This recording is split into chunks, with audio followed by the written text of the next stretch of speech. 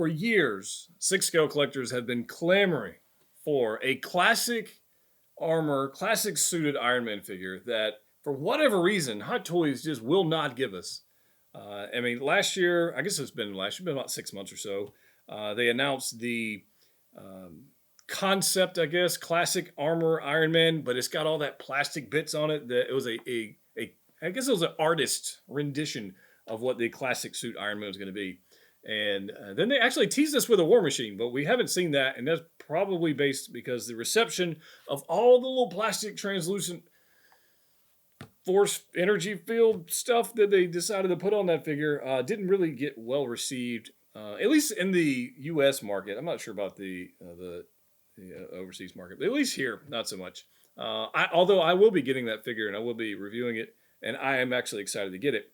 However, there are times when our normal 6 scale providers, our figure providers, drop the ball, which this is definitely the case of one of them, where a statue company picks up the slack and freaking runs with it.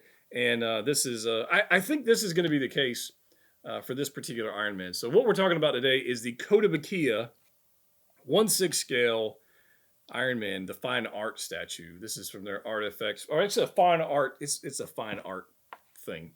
I got this from Collector's Own. You want to check them out in the description below. There's a link down there for you, as well as a discount code.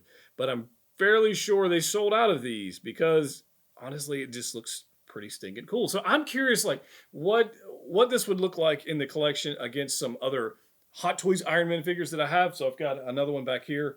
Before we get into that, let's kind of talk about a little bit about what we have here. So we have a classic Iron Man statue in 1/6 scale. So it should scale well, generally well, with the other 6 scale figures we have in our collection. In fact, I have the box. I'm going to slide this guy over here for just a second. And I have the box. This is actually a limited piece. And Kotobukiya has limited this to 1,400 pieces, this particular one. So the Invincible Iron Man fine art statue, there's the side of the box right here. On the back, sculpted by Restore. It's pretty stinking cool, right? Here's a nice little box art. It's a nice box art. It's not bad. It is actually numbered. If you're curious, mine is number 1108 out of 1,400 pieces. And there's this nice little like holographic effect going on in the box art. I don't know how well that's actually picking up on camera, but it is there. So $300 for this, right? So $300 retail for this 6 scale statue in it with some things that I think are actually pretty stinking cool. So we do have Iron Man on this diorama style base. Rocks, it is fairly well painted for a $300 price point for a statue. Honestly, in this day and age, is very sad to say it is low when we're seeing quarter scale pieces drive over $1,000, and then third scale, it's just the pricing is going a little crazy right now. But for $300, you get a diorama base, which, to be fair, is okay. It's a generic rock base. It's almost got a little bit of an Ultron vibe going on with it. Although I don't think it really is. It's just some kind of reactors type stuff. It's rubble and damage that he is fighting against. And it's actually nicely painted. You can see like there's highlights where there's a metallic paint going on. There's little splashes of purple. But generally, it's fairly flat as far as the paint application goes on the base. As far as color, it's definitely dark red or gray rock base with some electronic metallic industrial bits going on. There are definitely some wires and stuff coming out of the front here. These are pegged in. You got some rocks that kind of pegged in. You got another little bit of a wire stuff going back here, and then we've got our Iron Man who is floating, for lack of a better word, through this piece right here. Whereas he's only connected at one point, and there's a significantly long peg in this particular rock base right here, and he looks like he's flying off, and it looks fantastic. It really, really does.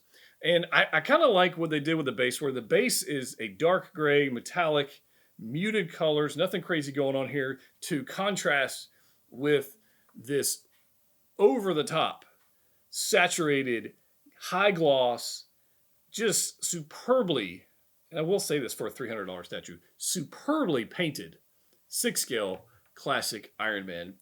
No light up features on this piece. I don't really think it needs it. It is just absolutely, it is fantastic.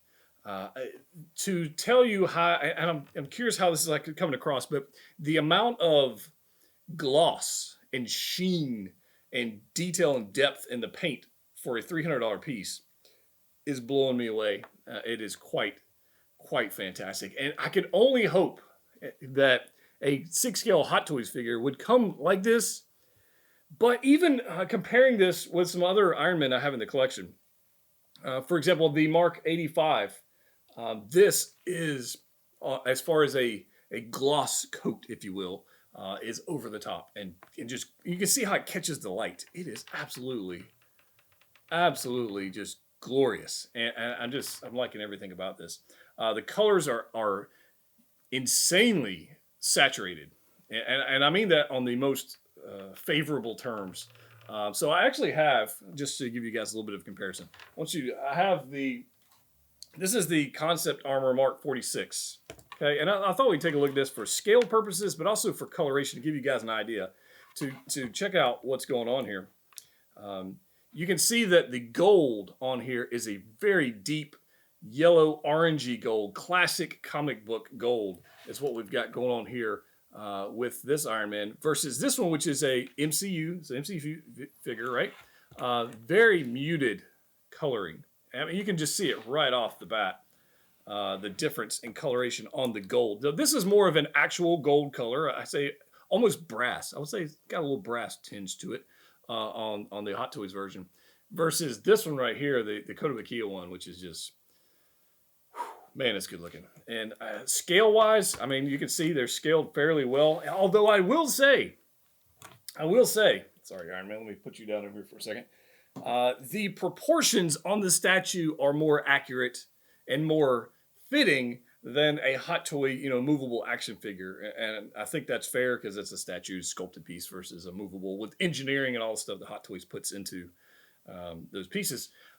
But the proportions, the small waist, the disc around the hips, that's that classic Iron Man form, the broad shoulders and chest, and this arc reactor that there's no light up function in it, but it has depth to it. It has depth to like the translucence of it, and it's quite fit. I don't want to tell you guys, I'm super happy with this purchase, and I would say that if you decided you wanted to pick this one up, I don't think you would be disappointed.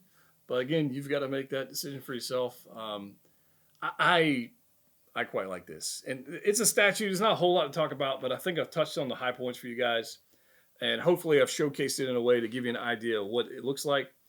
If Kotobukiya continues to put out pieces like this, I will absolutely intermingle these pieces with my 6-scale Hot Toys figures all day long because it looks quite good. And so let me know your thoughts on this one in the comment section down below. Have you considered mixing in statues with your collection?